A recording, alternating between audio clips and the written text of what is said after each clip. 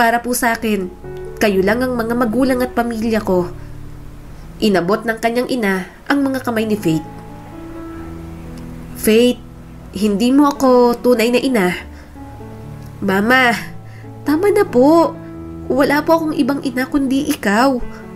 Puno ng determinasyon na sabi niya rito. Tumulo ang luha sa mga mata nito. Pero gusto kong makilala mo ang totoo mong ina, ang totoo mong pamilya. Nakita kita noong baby ka pa lang dahil iniwan ka. Nabuntis ang tunay mong ina noon at natatakot siyang malaman ng mga magulang niya. Kaya nakuha kanyang iwan sa ospital. Kinuha kita at pinalaki bilang sarili kong anak.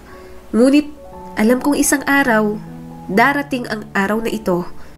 Gulong-gulong isip ni Faith habang sinusubukan niyang iproseso ang mga sinabi ni Merlinda. Halo-halong emosyon ang nararamdaman niya.